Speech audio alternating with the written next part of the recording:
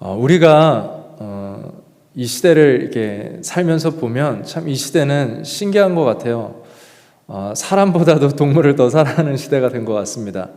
그래서 우리가 참 이렇게 옆에 주위를 보면 참 동물들을 많이 이렇게 사랑하고, 저도 그렇고, 우리 주위에 많은 사람, 또 인터넷을 봐도 동물들 사랑하는 사람들이 있습니다. 근데 이 동물들을 사랑하는 사람들을 가만히 보면은요, 두 종류의 사람이 있더라고요. 정말 동물을 사랑하는 사람, 그리고 잘 보면 이게 동물을 정말 사랑하는 거 맞나라고 이렇게 느껴지는 사람들이 있습니다. 한국에는 아파트잖아요. 그러니까 아파트에서 개를 기르다 보면 개가 이렇게 막 짖기 때문에 이게 이제 컴플레인 들었고, 이웃 간에 요즘에는 엄청난 싸움이 나잖아요. 그래서 개가 짖지 못하게 이렇게 수술을 시킨다고 합니다. 그러면 개는 하나님이 지으신 거는 짖어야지 좀 속에 있는 것도 이렇게 나오고, 그게 개의 속성인데 그거를 없애버리니 이게 얼마나 그 개한테는 우리가 느끼지 못하는 어려움과 또 동물이지만 큰 스트레스를 받겠어요. 맨하탄에서 고양이를 키우는 한 친구를 봤는데 발톱을 다 뽑아놨더라고요.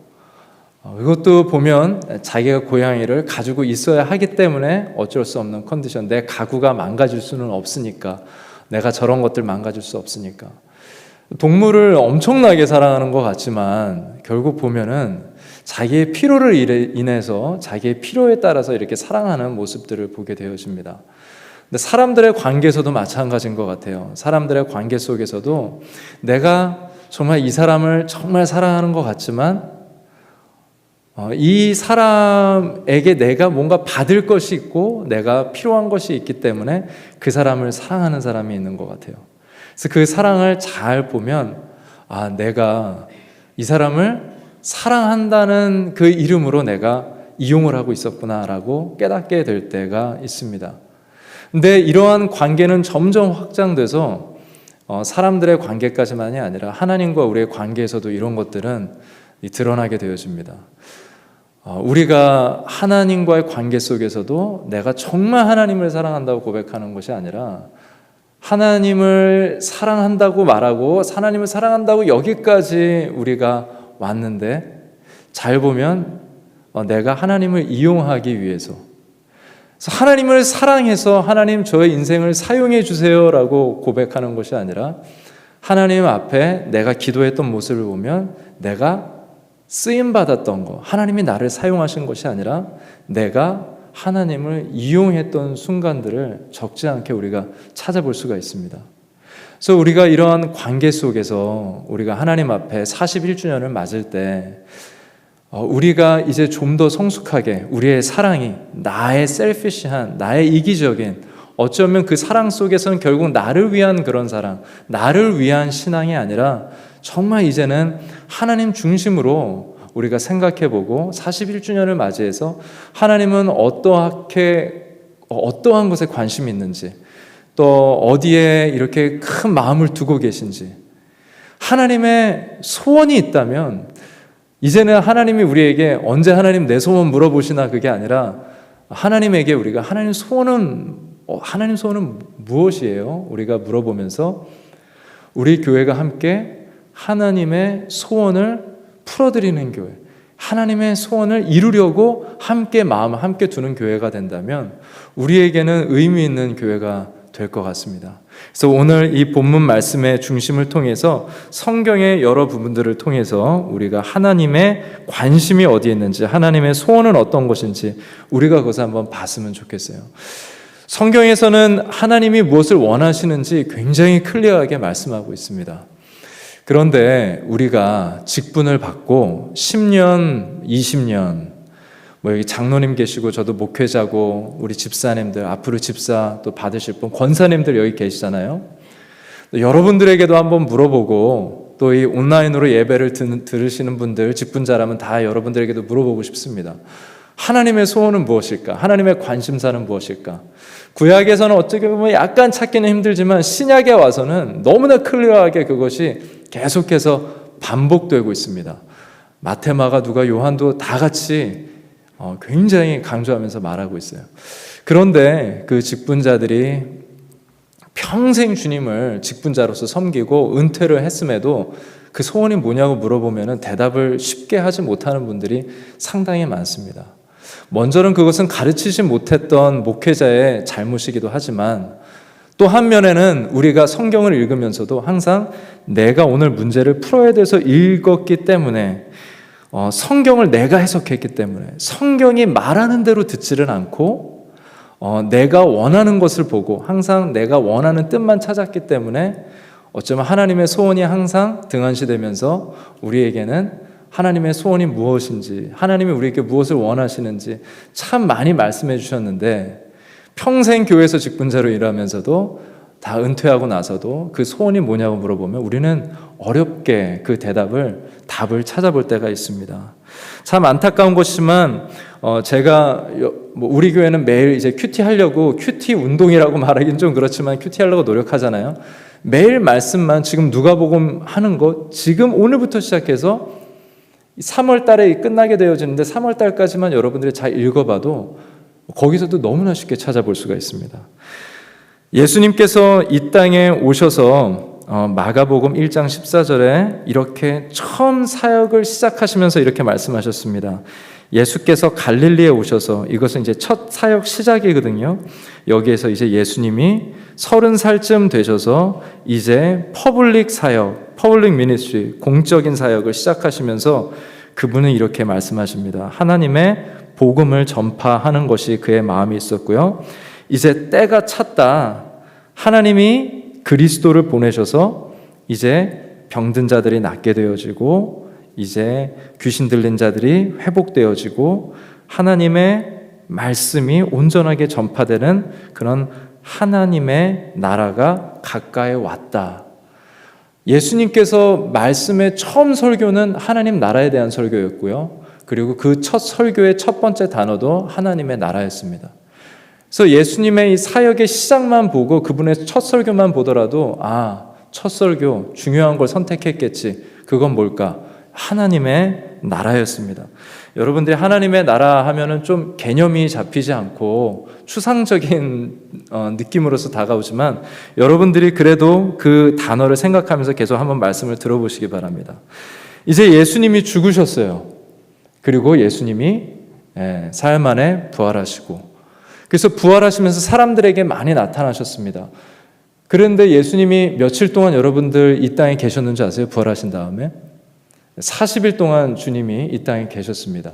40일 동안 계시면서 예수님은 무슨 말씀을 하셨을까? 바로 사도행전 1장 3절에 이렇게 말씀이 나와 있습니다. 예수님께서 살아계심을, 부활하신 몸을 많은 사람들한테 나타냈고 40일 동안 사람들한테 보이셨다. 사람들 다 찾아가신 거예요. 매일은 아니겠지만 때에 따라 여기저기서 찾아가셨습니다. 그리고 하나님 나라의 일을 말씀하셨습니다. 주님은 처음도 하나님의 나라, 그리고 이제 승천하시기 전에도 예수님이 집중하셨던 것은 하나님의 나라였습니다. 예수님께서 이 땅에서 비유를 가지고 말씀하신 적이 굉장히 많죠. 그래서 어느 성경에서는 비유가 아니면 말씀하시지 않았다라고 비유를 상당히 많이 말씀하셨습니다. 이 비유는 이해하기가 쉽기도 하고 또 어렵기도 하고, 또 이 비유를 통하여서 양과 염소를 나누는 그런 여러 가지 역할이 있는데요. 이 많은 비유로서 설교를 하셨을 때 이 모든 비유 중에서 직접적으로든지 간접적으로든지 여러분들이 하나님의 나라를 빼고 예수님이 비유로 말한 것은 거의 찾기가 힘듭니다.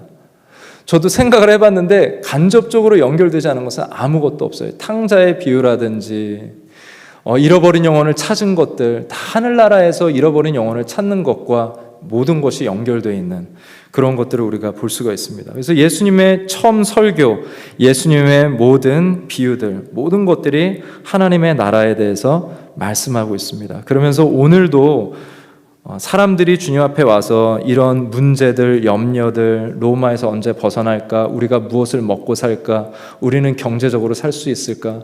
어쩌면 지금도 우리는 우크라이나에 지금 일어나는 그런 일들이 지금 최고의 뉴스잖아요.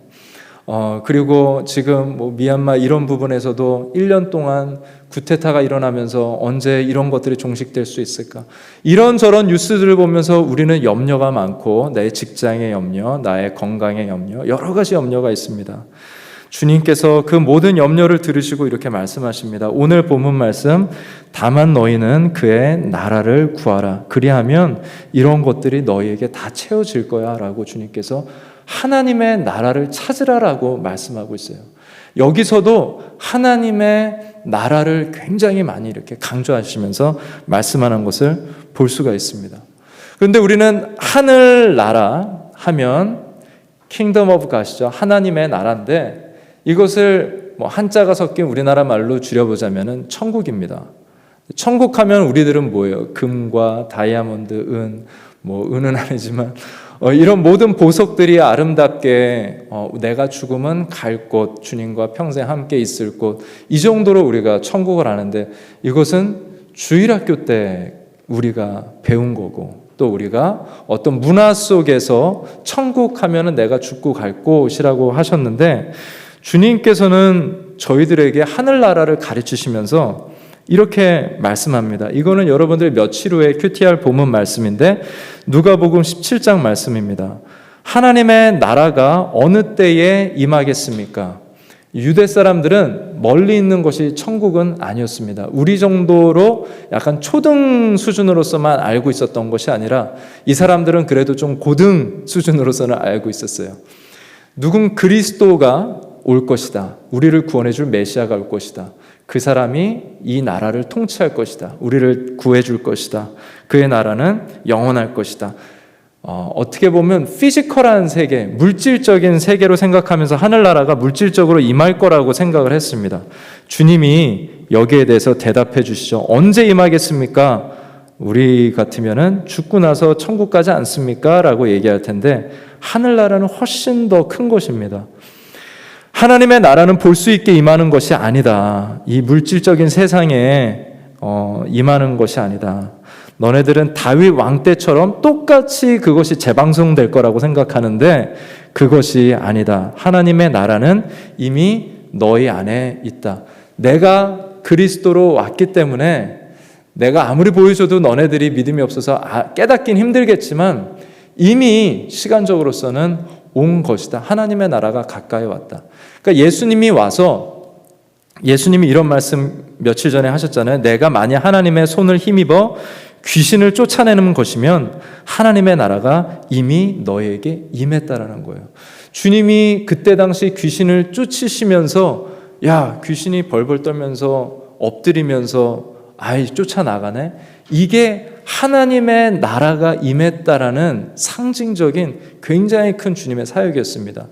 이것을 어느 누가 할 수 있고 어느 재판장이라든지 어느 법을 권세를 가진 사람이 하는 것이 아니라 영적으로서 정말 모든 백성들에게 그냥 칼을 쥐어주고 칼로서 승리하는 것이 아니라 사람들의 마음속에 하나님의 나라가 임하는 것을 말씀하고 있는 거예요. 천국은 죽고 가서 저 멀리 우리가 그때도 천국이기는 하지만 그것만이 하늘나라가 아니라 오늘 내 안에 눌려서 사는 이 모든 것들이 예수님을 통하여서 하나님이 통치하는 나라, 하나님이 다스리는 나라가 내 안에 임할 수 있다라는 것을 하나님의 나라는 이미 너희 안에 있다라고 이렇게 말씀하고 있는 겁니다. 또 한 구절을 이렇게 보게 되어지면은요, 예수님이 승천하시고 나서 그럼 예수님이 하늘나라의 중심 인물이셨는데 이제는 그 중심 인물이 승천하시고 안 계시잖아요. 그럼 하늘나라는 어떻게 되는 것이냐? 그 예수님을 따르던 사람이 처음에는 세상 말로는 좀 멘붕이 왔겠지만 어려움이 왔겠지만 정신이 좀 이렇게 흔들렸겠지만 근데 나중에 주님 앞에 기도하면서 그들이 성령 충만함을 받고 하나님을 따라가면서 살아가게 되죠. 그때 사도행전 4장에 이런 말씀이 나옵니다. 믿는 무리가 한마음 한뜻이 되어 모든 물건을 서로 이렇게 나누었다. 그리고 자기 재물을 조금이라도 내 것이라고 말하는 사람이 없었다. 그 중에 가난한 사람이 없으니 이는 밭도 집도 다 팔아서 가난한 사람들한테 이렇게 주기 위한 것이 판 것을 가져다가 그 리더들, 사도들의 발 앞에 두었다. 예수님의 12제자를 말하는 겁니다. 그들이 각 사람의 필요에 따라서 나눠주었다. 어떻게 보면 하나님의 나라가 우리의 마음에 통치하시기 시작하시고 하나님의 나라가 우리 마음에 임하니까 사람들이 공산주의 아이디어가 약간 비슷하잖아요. 우리가 다 통용해서 우리가 공평하게 살아가자. 근데 항상 그렇게 민주주의를 욕하면서 말하는 그런 좌파 경향의 생각들은 나중에 내로남불에 정말 자기의 똑같이 행동하고 자기도 욕심을 부리고 자기 수하에 있는 사람들을 괴롭히면서 돈에 눈이 멀어 있으면서 항상 아이디어를 가지고 제시하는데 사람의 죄성에서는 이게 이루어지지 않죠. 우리는 어떤 아이디어를 추구하는 사람들이 아니라 하나님의 마음이 이렇게 나라가 사람들에게 임하니까 정말 사람들이 그렇게 꿈꾸던 유토피아와 같은 모습들, 정말 이랬으면 좋겠다, 사람들이 이렇게 살았으면 좋겠다라는 모습들이 어떤 한 교회의 공동체에 임하기 시작한 겁니다. 그래서 우리가 하나님의 나라가 임하는 교회, 그 결과는 바로 우리가 좀 전에 읽은 한 마음 한 뜻이 돼서 물건 얼마나 욕심내, 이거 내 돈 주고 산 건데 그거를 내 것이라고 하질 않는 거예요. 다 나눠주고 함께 나눠 쓰고. 그래서 하나님의 나라는 지금 죽고 우리 천국 가는 멀리 있는 것이 아니라 지금 우리에게 함께 되는 것이 하나님의 나라입니다. 그래서 어느 신학자가 이렇게 이야기를 했습니다. already, 벌써, 이미, 아까 전에 말한 것처럼 이미 임했다. but not yet, 그러나 아직은 아니다. 그러니까 하나님의 나라는 이미 시작됐어요. 우리가 누릴 수가 있습니다, 이 땅에서. 하지만 또 새하늘과 새 땅을 우리가 앞으로 새로운 에덴 동산에 우리가 죽고 난 후에 참여하게 된다라는 것, 그때는 더 완전한 하나님의 나라에 또 참여하게 된다라는 것, 우리가 이것만은 하나님의 나라에 대해서 맛보기로 알고 우리가 그렇게 마음에 또 머리에 이 말씀을 두었으면 좋겠습니다. 그림 하나를 보여드릴게요. 이거를 생각하면 여러분들이 그냥 제가 다 설명한 거 하나로 요약되는 것 같습니다. 여러분들의 마음에는 이런 의자가 다 하나씩 있어요. 인생을 태어나면서 인생은 내 것이다. 왕의 자리에 앉아서 그의 궤를 들고 지팡이를 들고 이것으로서 법을 만들고 칙령하고 명령을 내리는 것처럼 선택을 왕이 할 수가 있는 것이죠. 바로 우리의 마음에도 이런 보좌가 있습니다. 우리가 이 자리에 앉아 있어요. 그래서 우리가 이럴 때는 이렇게, 저럴 때는 저렇게 우리의 방법대로 내 삶을 내가 원하는 방법대로 살아갑니다. 근데 저 자리에 내가 주님을 앉힌다는 것이 쉽지 않은 거거든요. 근데 저 자리에 주님, 내 인생의 내 중심에 주님이 앉아주세요 라고 한다는 것은 쉽지 않은 선택입니다. 작년도 표였죠. 내가 그리스도와 함께 십자가에서 죽었다. 그래서 이제는 내 인생 내가 사는 것이 아니라 나를 위해서 죽어주신 저분 안에서 내가 살겠다. 그 말뜻은 이 자리에선 내가 죽었다. 그리고 이 자리에 이제 앉으신 분은 다시 사신 예수 그리스도시다 라고 고백하는 거예요.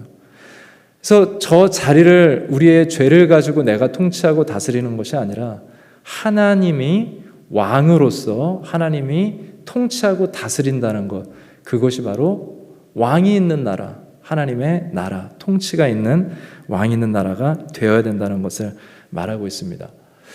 제가 이 말씀을 준비하면서 이 한 가족이 생각이 났어요. 성경에 나와 있는 한 가족인데 한국 드라마처럼 참 재미있는 삼각관계를 보여주는 그런 정말 너무나 재미있는 그런 스토리입니다. 이 한 가족을 통하여서 하나님의 나라가 크게 임하는데요. 하나님의 나라라는 단어는 직접적으로 사용하지 않지만 정말 크게 임하는 것을 그 시작을 알리는 빅뱅과 같이 그 시작을 알리는 그런 은혜의 시작을 우리가 볼 수가 있습니다. 이 가족을 보면 우리가 하나님의 나라는 이렇게 임하는 거구나, 또 이렇게 우리가 추구해야 되는구나. 그래서 지금까지는 좀 여러분들이 악보를 봤다면 지금은 좀 이제 연주를 해보는, 그래서 음악을 좀 들어보는 그런 시간이 됐으면 좋겠습니다. 이제 한 사람의 이야기, 한 가정의 이야기를 여러분들에게 이렇게 말씀드릴 텐데, 좀 본문이랑 따로 띄어진 구약의 사무엘 상의 말씀입니다. 이스라엘에 엘가나라는 사람이 있었습니다. 이 사람에게는 두 명의 아내가 있었습니다. 한나 그리고 브닌나. 뭐 지금 우리가 들었을 때는 성경에 믿는 사람도 두 명의 아내. 뭐 그때 당시는 너무나 당연했었던 거고요. 그때 문화에서는 전혀 이상한 것이 아니었습니다. 그래서 두 명의 아내가 있었습니다. 한나와 브닌나인데 이 둘의 관계가 정말 너무나 좋지 않았어요. 왜냐하면 남편 엘가나라는 사람이 너무나 티를 내서 한나를 사랑하는 것을 누구나 다 알고 있었기 때문이었습니다. 그런데 또 문제는 한나는 아기를 낳지를 못했어요. 근데 그때 당시 아기를 낳는다는 것은 너무나 중요한 거거든요. 그래서 이 아기를 낳아야 되는데 아기를 낳을 수가 없었습니다. 아기를 못 낳습니다. 근데 이제 브닌나는 아기를 가지고 있었으니까 뭔가 자기한테 힘이 있다고 생각했어요. 근데 어떻게 해요? 항상 남편의 눈은 한나한테 말할 때는 말투가 틀린 거예요. 바라보는 시선이 틀리고, 그러니까 내가 다 가지고 있는 권세는 가져도 시기, 질투 이런 것들이 엄청나게 되겠죠. 그래서 둘의 관계가 너무나 심했습니다. 이 엘가나의 가족은 또 신앙심이 좋아서 매년마다 여호와 앞에 제사를 드리러 실로에 올라갔습니다.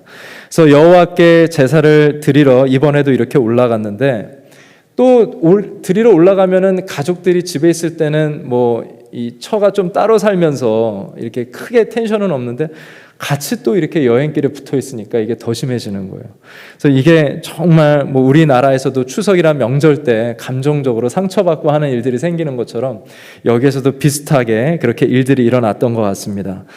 이제 엘가나가 제사를 아버지로서 가장으로서 제사를 드리고 이제 가족들에게 그 제사를 드린 고기를 항상 이렇게 다 나눠줬어요. 아들 딸들에게 다 아버지로서 나눠줬습니다. 근데 항상 한나는 혼자 있잖아요. 그래서 한나한테는 2배로 고기를 주었다고 성경에 나와 있어요. 브닌나는 그걸 보면서 얼마나 확인했어요. 애들 숫자가 몇인데 저기다가 2배로 주면은 저걸 어떡하냐, 뭐 한나의 종들과 다 먹으라는 거냐라고 하면서 화를 많이 냈겠죠. 그래서 브닌나가 여기에서 얼마나 화를 냈던지 성경에서는 브닌나가 화가 나서 한나를 더 괴롭히고 업신여겼다라고 나옵니다. 그래서 한나가 이 우리나라 명절처럼 이런 일들 속에서 사건이 터지고 너무 마음이 아프니까 밥도 못 먹고 있었어요. 그래서 너무 슬퍼하고 있으니까 여기에서 이제 남편이 와서 이 정말 큰 위로의 말을 해줍니다. 그러면서 이렇게 말을 하죠. 자막이 먼저 나가면은 이게 좀 안 되는 건데, 우선 여기에서 그런 이제 한나에게 남편이 이렇게 얘기합니다. 한나 왜 그렇게 울고 있어? 왜 먹지 않고 있어? 왜 그렇게 슬퍼하고만 있어? 라고 얘기를 해요. 하면서 여기에 정말 드라마 같은 K-드라마 같은 멘트가 여기서 나오죠. 내가 당신에게 10 아들보다 낫지 않소? 라고 이야기를 합니다. 옛날에도 드라마 정말 옛날 거지만 아프냐? 나도 아프다라는 정말 닭살 돋는 무슨 타는 냄새 나지 않습니까? 뭐 그래놓고서 내 마음이 당신을 향한 내 마음이 탄다는 말도 안 되는 그런 멘트들이 있잖아요. 근데 성경에서도 멘트 중에 멘트인 것 같아요. 아담이 살 중에 살, 뼈 중에 뼈다라는 멘트만큼 정말 닭살 돋게 하는 정말 당신은 나에게 10 아들보다 낫다라는 큰 위로를 해줘요. 얼마나 큰 위로예요. 여러분들 뭐 한국 사람들은 좀 이제 나이 들고 그러면은 걸어갈 때도 남자는 저기 앞에 걸어가고 여자는 저만치 뒤에 걸어가고 산책하면 좀 같이 걸으면 좋은데 꼭 따로 이렇게 걸어갈 때가 많고 일 중심이 더 중요해서 같이 이렇게 걸어가지 못하고 또 같이 대화하지 못할 때가 많은데, 여기를 보면은 정말 이때 당시에도 남자들이 훨씬 더 이렇게 우월하게 사는 그런 시대였음에도 너무나 이 시대를 좀 뛰어넘을 만큼 아내를 정말 사랑하는 이 모습을 볼 수가 있습니다. 내가 당신을 이만큼 사랑하는데 이거면 안 되겠어 라고 얘기했을 때 그때 한나가 어땠을까요? 큰 위로를 받았겠죠. 야, 정말 분인나 속으로는 여편네라는 단어도 썼을 것 같아요. 저 여자가 나를 이렇게 힘들게 하는데 내가 이렇게 사랑받고 있으니까 나는 다른 거 필요 없다. 이 남자만 내가 건강하게 살아있다면 나는 다른 거 필요 없고 이런 기도도 할 필요 없다. 그런 마음이 순간적으로 들었겠죠. 근데 한나는 거기에서 멈추지를 않았습니다. 때로는 우리의 환경 속에 이렇게 우리를 위로해주고 우리를 말해주는 엘가나와 같은 사람, 엘가나와 같은 환경이 우리에게 주어질 때가 있어요. 내가 어떠한 지금 사업적으로 문제가 생겨서 내가 이걸 가지고 하나님 앞에 계속 고민하고 있었었는데 환경에서 엘가나 같은 사람이 나타나는 거예요.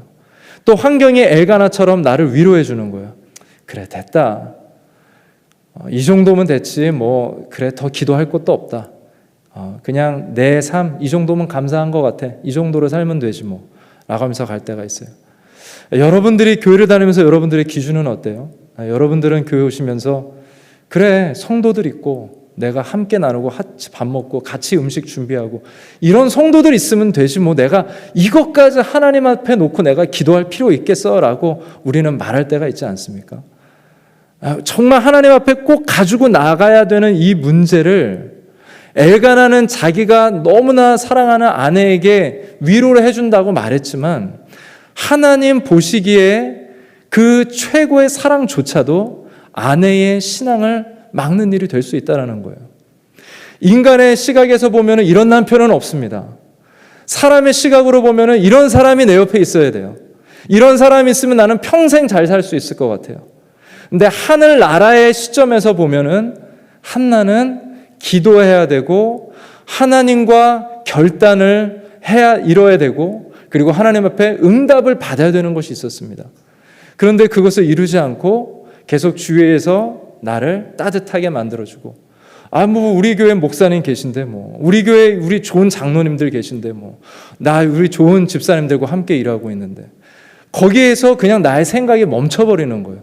우리의 생각이 항상 이 땅의 생각, 하늘나라의 생각이 아니고 이 땅의 생각이기 때문에 너무나 자연스럽게 내가 이런 사랑받고 있는데 내 남편이 이런 사람, 내 아내가 이런 사람인데 내 자식이 이만큼 성공했는데 우리 애들만 잘 크면 되지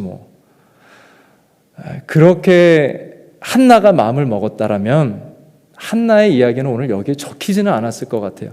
그냥 어디선가 좋은 남편을 두었던 아기가 없었던 여자로서 끝났을 것 같습니다. 근데 이 여호와 앞에 제사를 드리는 이 날에 한나는 여기서 멈추지 않고 더 기도하러 나아갔어요.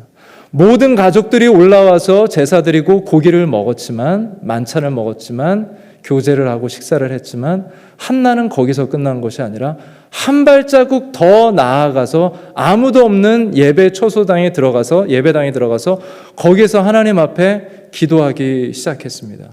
얼마나 간절하게 기도했는지 통성으로 기도한 건 아니라 입술은 열지 않고 기도했다고 성경에서 나오고 있는데 이게 간절한 기도가 보이니까 엘리 제사장에 봤을 때 술 취했다고 얘기한 거예요. 근데 술 취한 것이 아닙니다 라고 얘기하고 제가 이런 마음으로 기도한 겁니다 라고 얘기했어요. 바로 이러한 기도, 정말 때로는 너무나 좋은 남편이 이 기도를 막아버리는 거예요. 너무나 좋은 아내가 이 기도를 막고 너무나 좋은 자녀들의 성공이 이 기도를 막아낼 때가 있습니다. 근데 여러분들에게 주신 지금의 이 결핍들, 문제들, 내가 기도해야 돼서 붙잡는 것들, 이거를 붙잡고 내가 하나님 앞에 나아가서 결단을 한번 봐야 되는 거예요. 이거는 사람이 도와줄 수 없는 문제라면 더 축복된 문제입니다. 왜냐하면 풍랑을 잔잔케 할 수 있는 건 오직 하나님이시기 때문에. 어느 누구도 사람이 철사로서 묶어놔서만 도와줄 수 있고 이 사람을 그냥 어느 정도 철사로서 수갑으로서만 억제할 수 있다면 그것은 사람이 할 수 있는 것까지는 거기까지죠. 하지만 예수님이 풍랑을 뚫고 가셔서 그 사람을 많은 군대 귀신을 쫓아주시고 그 사람을 구원해 주시는 것, 하늘나라가 그 사람 마음속에 임하게 하는 것, 그것은 오직 주님만 할 수 있는 거잖아요. 그래서 여러분들 지금 어떠한 문제가 있을 거예요. 여러분들 그 문제를 41전 주여 맞이하면서 이 좋은 분위기는 감사함으로 누리되 좋은 사람이 옆에 있다는 것은 누리되 그 사람을 통하여서 위로받고 기도가 멈추는 것이 아니라 한나처럼 하나 더 나아가서 기도할 때 거기에서 주는 하나님의 평안이 있습니다. 여러분, 하나님 안에서 다른 차선을 선택하지 않고 정말 본질적으로 기도해야 되는 그것을 선택하시기 바랍니다. 한나가 그 기도를 마친 후에 성경은 이렇게 얘기합니다. 얼굴에 다시는 근심빛이 없었더라. 문제는 아직 해결되지 않았어요. 근데 하나님 앞에 마음을 쏟는 기도를 하고 그냥 명절 때 가서 하나님한테 출석 체크하고 나오는 예배가 아니라 간절히 나아갔을 때 거기에서는 그의 마음에 남편이 줄 수 없는 위로, 아내가 줄 수 없는 위로, 아들들, 자녀들, 딸들이 성공해서 줄 수 없는 하늘나라의 위로를 받았다라는 거예요. 이 사람은 얼마나 좋습니까? 사무엘이라는 사람은 나중에 낳게 되어지죠. 그래서 사무엘상 하, 그리고 다윗 왕에게, 이스라엘의 첫 왕에게, 두 번째 왕에게 기름을 부어주는 그 아들이 태어나는 스토리가 바로 이런 스토리 가운데 시작이 되어집니다. 하나님의 나라가 시작되는 스토리가 바로 이렇게 시작이 되어집니다. 여러분들이 다른 어떤 환경의 따뜻함이나 안락함이라든지 물질이 충족해서 기도를 멈추는 일이 없었으면 좋겠습니다. 교회가 저 또한도 이제 성도가 이 정도면 됐지, 5년 한 다음에 거기서 안주하는 것이 아니라 거기에서도 하나님이 어떤 문제를 주신다면 그 문제가 하나님 앞에 가지고 나아가서 기도할 수 있는 기회, 하나님 만날 수 있는 기회. 여러분들 지금 다 그 기회를 하나씩 가지고 있잖아요. 그 기회를 사용하셔서 우리가 아까 배운 텍스트북 같은 하늘 나라이기는 하지만 우리가 팩트로 아는 것은 하나님의 나라는 지금도 이 땅에 우리 가운데 있다라는 것을 배웠습니다. 이제는 여러분들의 가정의 통치자가 누구냐? 여러분들 가정을 다스리는 분이 누구냐? 여러분들의 인생을 다스리는 분이 누구냐? 여러분들의 건강을 다스리는 분, 여러분들의 관계를 다스리는 분, 여러분들이 교회 생활을 다스리는 분. 그 하나님의 나라가 더욱더 확장되어지고 여러분들 가운데 임하는, 또 우리 교회에 임하는 그런 교회가 될 줄 믿습니다. 우리 이 시간 우리 함께 기도하도록 하겠습니다.